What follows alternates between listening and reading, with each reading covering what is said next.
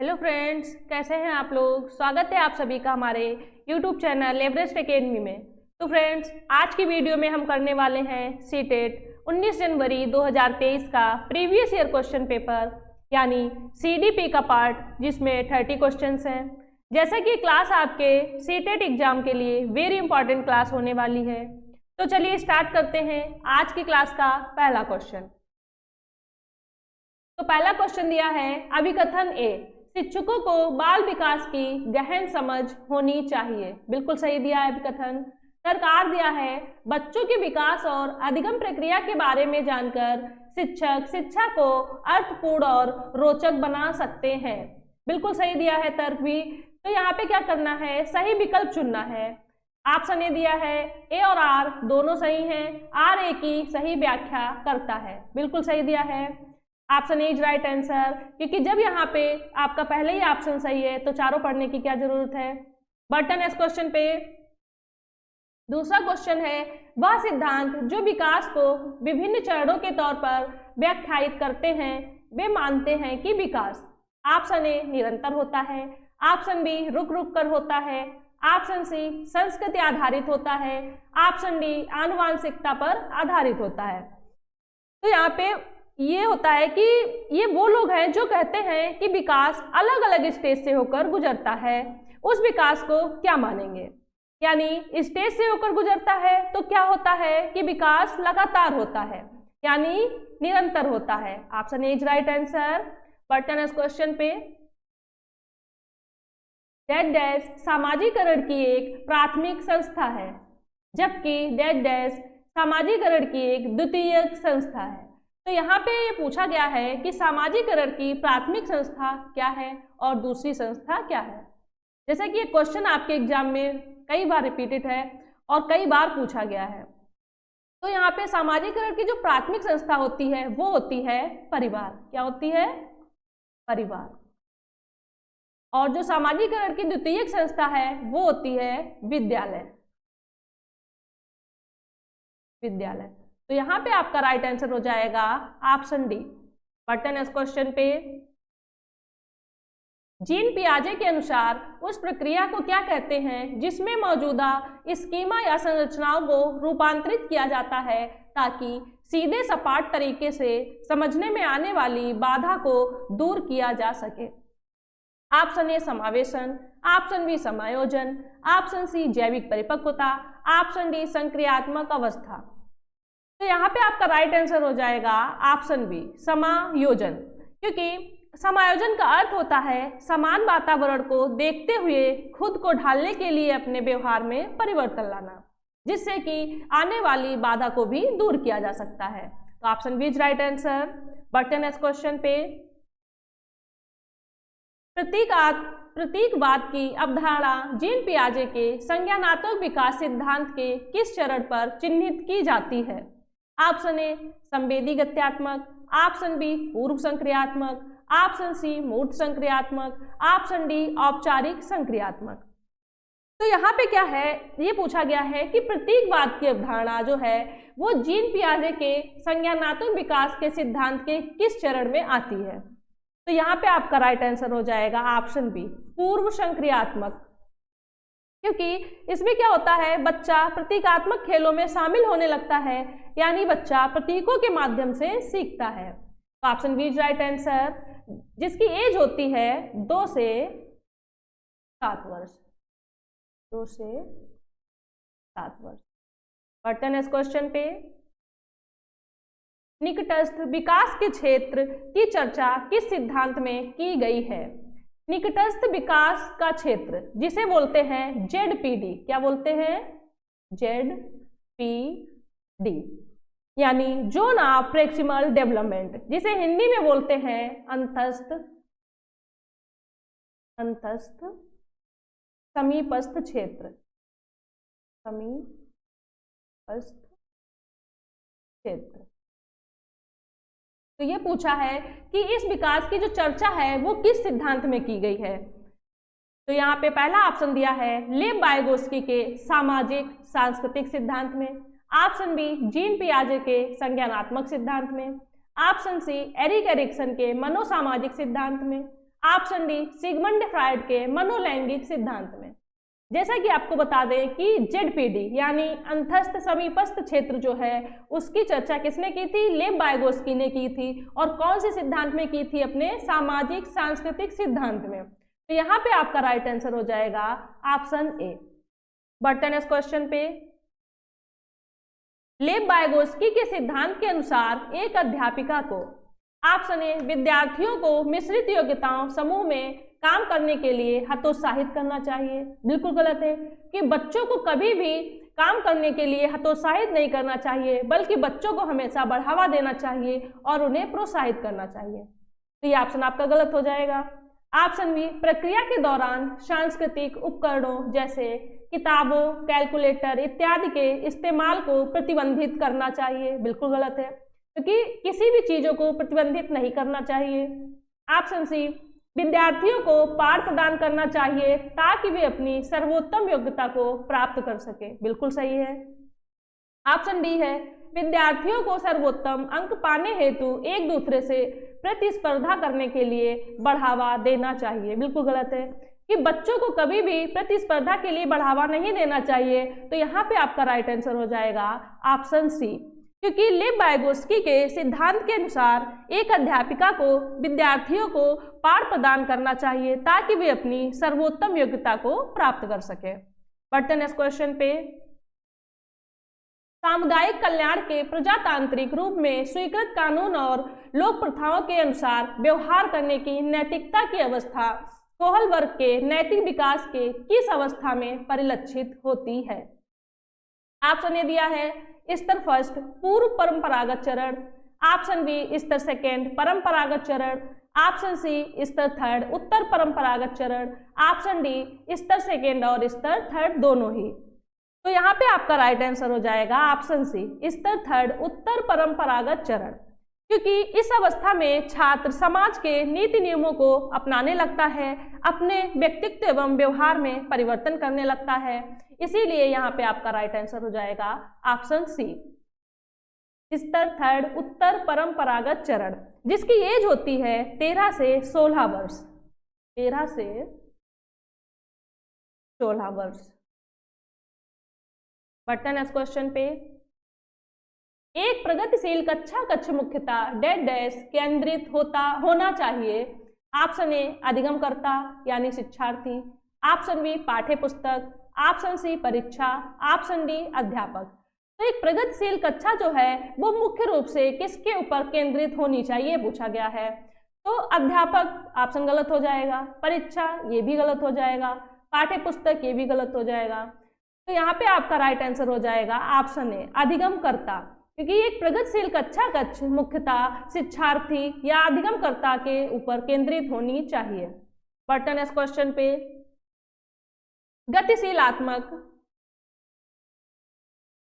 गतिशीलात्मक बुद्धि से क्या तात्पर्य है? ऑप्शन ए भाषा को प्रभावशाली तरीके से इस्तेमाल करने की योग्यता, ऑप्शन बी समस्याओं को तार्किक रूप से विश्लेषण करने की क्षमता, ऑप्शन सी शाब्दिकता के स्थान पर चित्रात्मक रूप में चिंतन करना, ऑप्शन डी दृढ़ शारीरिक योग्यता एवं समन्वयन होना। तो यहाँ पे क्या पूछा है कि गतिशीलात्मक बुद्धि है उससे क्या तात्पर्य होता है, ये पूछा है। तो यहाँ पे हार्वर्ड गार्नर ने 8 प्रकार की बुद्धि बताई हैं, जिसमें एक गतिशीलात्मक बुद्धि या शारीरिक गति संवेगी बुद्धि भी है। इसलिए शारीरिक गतिशीलात्मक बुद्धि से तात्पर्य ऐसी बुद्धि से है जिसमें व्यक्ति अपने शरीर अथवा शरीर के अंगों के माध्यम से कुछ निर्मित करता है या किसी समस्या का समाधान करता है। तो गतिशीलात्मक यानी शरीर के माध्यम से, यानी शारीरिक योग्यताएं एवं समन्वयन होना, क्योंकि आपके क्वेश्चन में ही आपका आंसर छिपा होता है। तो यहाँ पे आपका राइट आंसर हो जाएगा ऑप्शन डी। बढ़ते हैं नेक्स्ट क्वेश्चन पे। लेव वाइगोत्स्की के अनुसार भाषा क्या है? ऑप्शन ए बच्चों के भावनात्मक विकास की घोतक है, ऑप्शन बी बच्चों के क्रियाकलापों और सोच में बाधा पैदा करती है, ऑप्शन सी बच्चों की सोच को बढ़ावा देने में मदद करती है, ऑप्शन डी बच्चों के संज्ञानात्मक विकास में कोई प्रभाव नहीं होता है। तो यहाँ पे आपका राइट आंसर हो जाएगा ऑप्शन सी, बच्चों की सोच को बढ़ावा देने में मदद करती है, क्योंकि यहाँ पे याद रखिएगा आप लोग, जीन पियाजे कहते हैं कि जो विचार होते हैं वो बच्चे की भाषा को निर्धारित करते हैं। इनके अपोजिट वाइगोत्स्की जो है वो कहते हैं कि भाषा जो है उसी से क्या होता है, बच्चे के विचार बनते हैं। तो यहाँ पे जो है वाइगोत्स्की के अनुसार पूछा गया है, तो यहाँ पे आपका राइट आंसर हो जाएगा सी।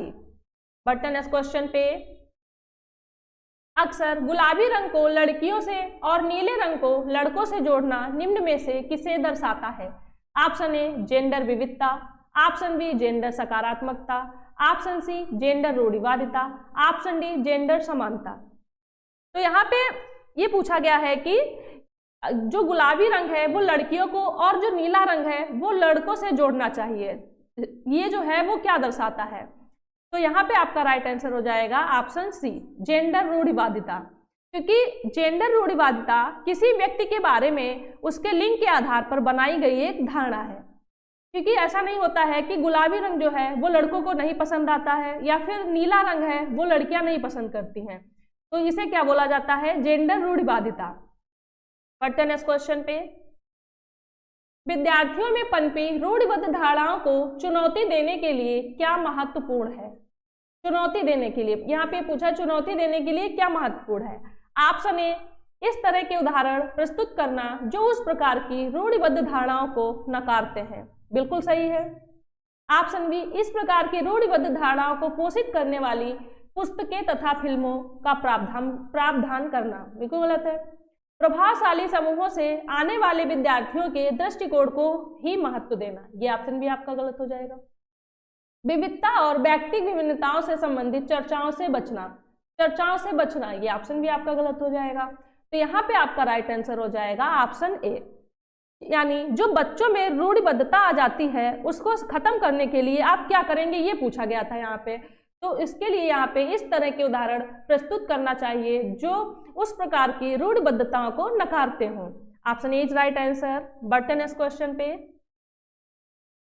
एक अध्यापिका कक्षा सत्र खत्म होने के बाद अपने विद्यार्थियों को अपनी कक्षा के सर्वाधिक भ्रमित करने वाले पहलुओं या सर्वाधिक महत्वपूर्ण बिंदुओं के बारे में लिखने के लिए कहती है, जिससे कि वह ये समझ सके कि विद्यार्थियों ने क्या ग्रहण किया और वह अपने अध्यापन के अगले चरण के बारे में विचार कर सके।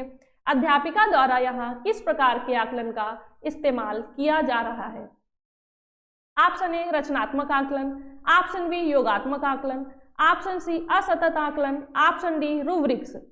जैसा कि यहाँ पे पूछा गया है कि एक अध्यापिका जो है वो बच्चों को पढ़ा रही है, यानी जो कक्षा सत्र के खत्म हो जाने के बाद बच्चों को कुछ महत्वपूर्ण बिंदुओं को लिखने के लिए कहती है, और वो इसलिए कहती है जिससे कि वो ये समझ सके कि बच्चों ने क्या ग्रहण किया है, क्या पढ़ा है या फिर क्या सीखा है। तो वो यहाँ पे कौन से आकलन का इस्तेमाल कर रही है? तो यहाँ पे आपका राइट आंसर हो जाएगा ऑप्शन ए रचनात्मक आकलन। क्योंकि रचनात्मक आकलन का प्रयोग शिक्षण प्रक्रिया को ज्ञात करने के लिए होता है या अधिगम के दौरान किया जाता है। जैसा कि यहाँ पे योगात्मक आकलन दिया गया है ऑप्शन बी में, तो इसमें क्या होता है कि आप बच्चे के जो मार्क्स होते हैं उनको बताते हैं। असतत आकलन, इसका कोई आकलन नहीं होता है, ये ऑप्शन भी गलत है। रूब्रिक्स बेपैमाने होते हैं जो पहले से डिसाइड किए गए होते हैं, उनके आधार पर बच्चों को पढ़ाया जाता है। तो ये तीनों तो आपके गलत हो जाएंगे। Option A is right answer. बढ़ते हैं नेक्स्ट क्वेश्चन पे।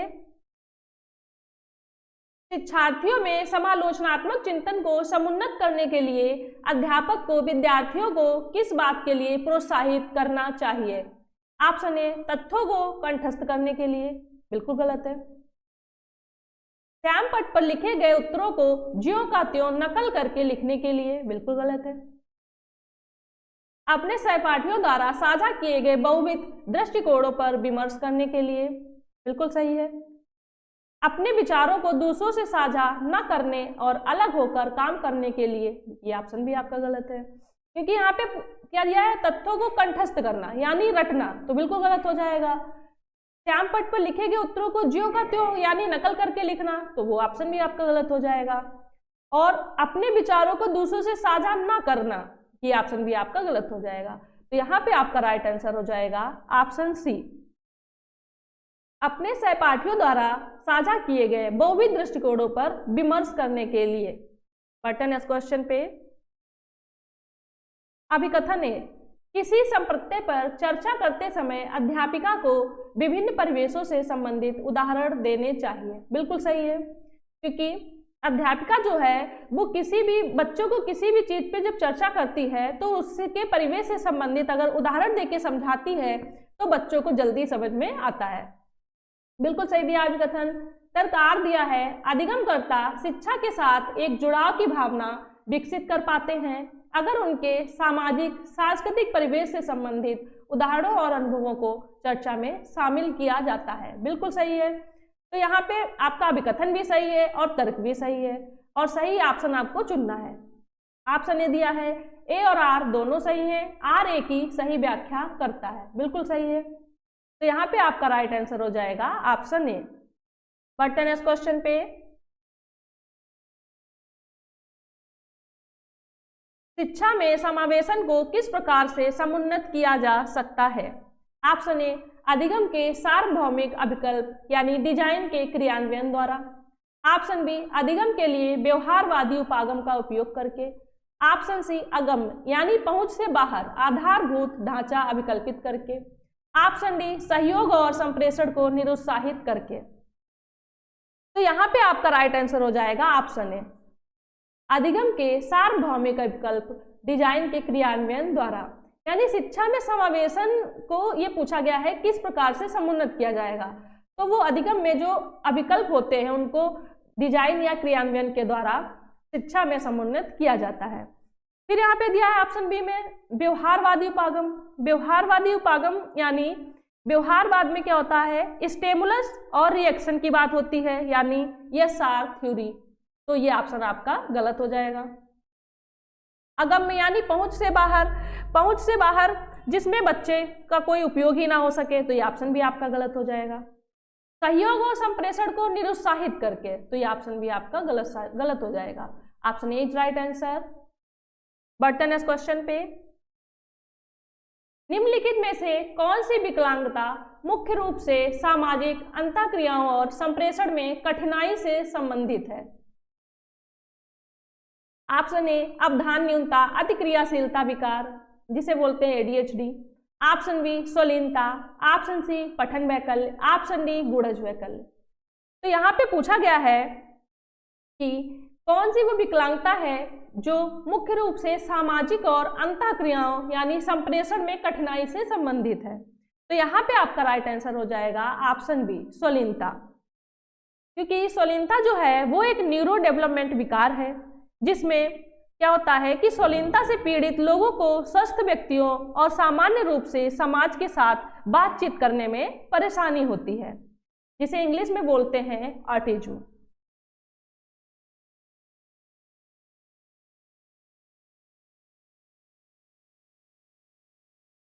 जिसे इंग्लिश में बोलते हैं ऑटिज्म। और जो अवधान न्यूनता अतिक्रियाशीलता विकार एडीएचडी है, उसमें क्या होता है कि बच्चा जो होता है वो एक जगह पर टिक के नहीं बैठता है। फिर है ऑप्शन सी में दिया है पठन वैकल्य। पठन वैकल्य जो है वो डिसलेक्सिया से संबंधित है। ऑप्शन डी दिया है गुड़ज वैकल्य। गुड़ज वैकल्य यह एक गणितीय विकार है जो डिसकैलकुलिया से संबंधित है। तो यहाँ पे आपका राइट आंसर हो जाएगा ऑप्शन बी, स्वलीनता। बटन इस क्वेश्चन पे। आपकी कक्षा में एक दृष्टिबाधित विद्यार्थी है, अनुदेशनात्मक अनुकूलन के रूप में आप किस उपागम को अपनाएंगे? ऑप्शन ए, विभिन्न प्रकार की दृश्यात्मक प्रस्तुतिकरण पर बल देना। ऑप्शन बी, विभिन्न प्रकार की स्पर्श करने वाली सामग्री का इस्तेमाल करना। ऑप्शन सी, अनुदेशन के समय विद्यार्थी से बहुत दूर खड़े होना। ऑप्शन डी, स्वतंत्र रूप से पढ़ने और समझने के लिए मुद्रित सामग्री देना। यानी आपकी क्लास में एक दृष्टिबाधित बच्चा है जिसे दिखाई नहीं देता, उसे देखने में प्रॉब्लम होती है, तो आप बच्चे को किस प्रकार से अपनाएंगे, ये पूछा गया है यहाँ पे।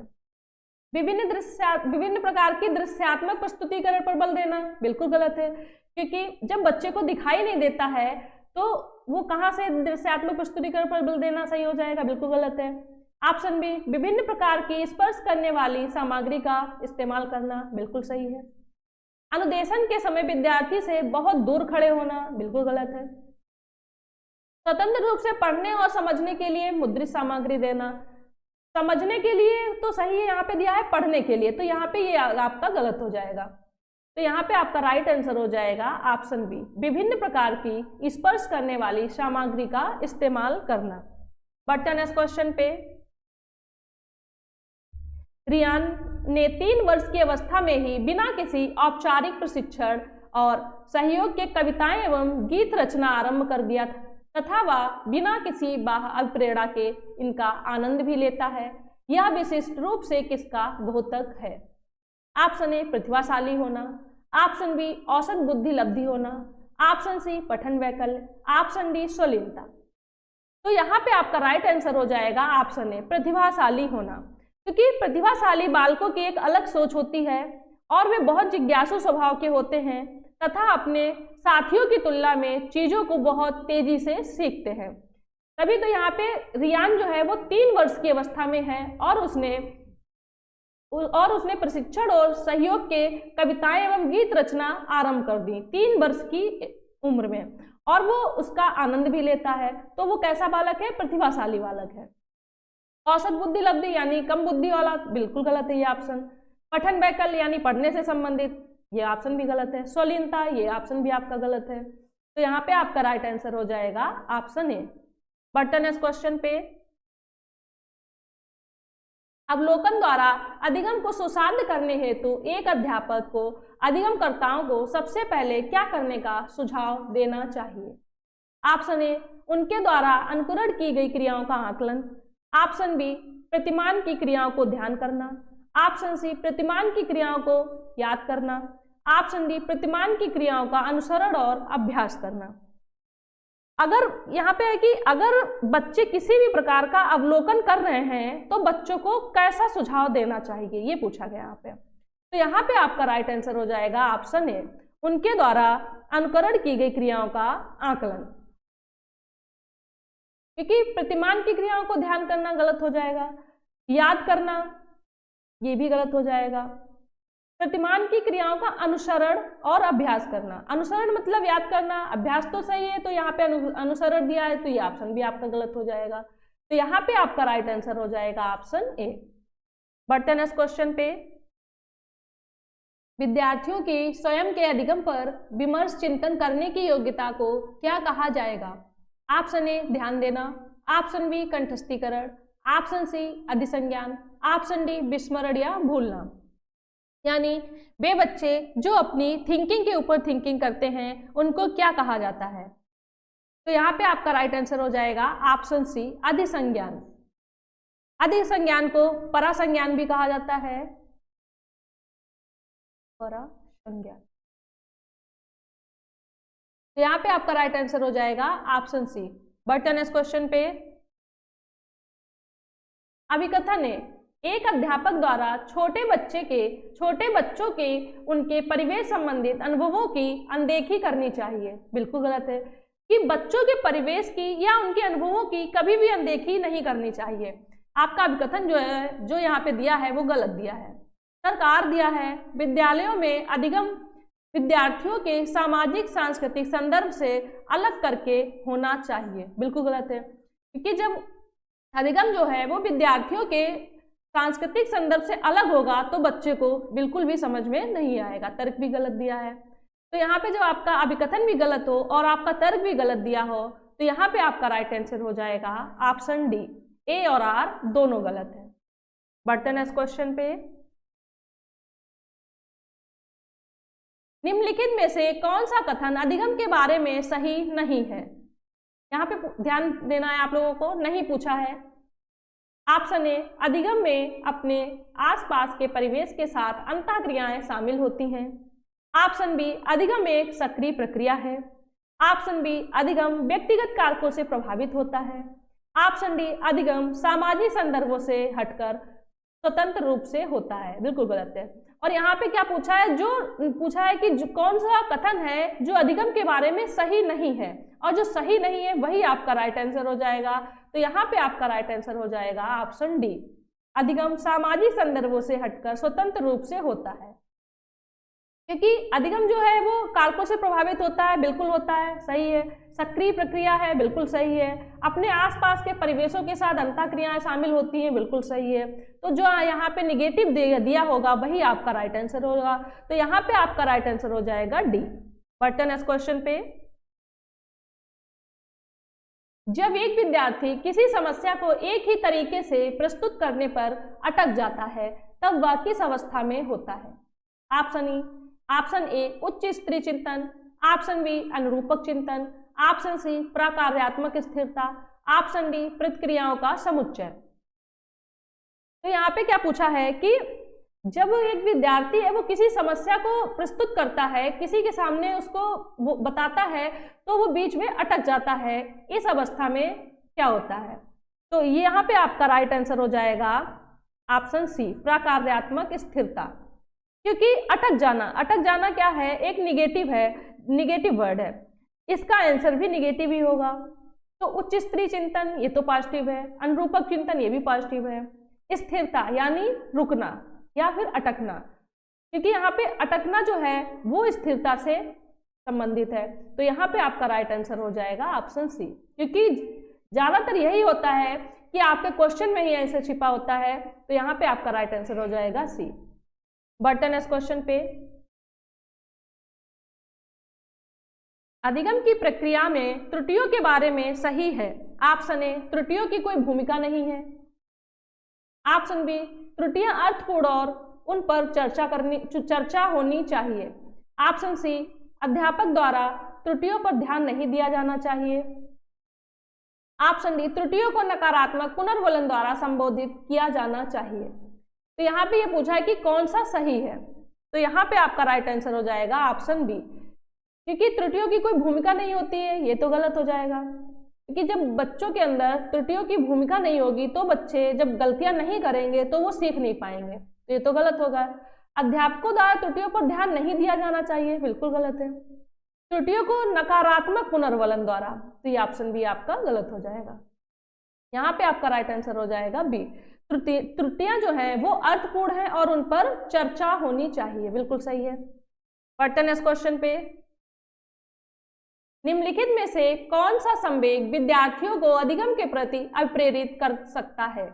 ऑप्शन ए बोरियत, ऑप्शन बी उच्च डर, ऑप्शन सी उम्मीद, ऑप्शन डी गुस्सा।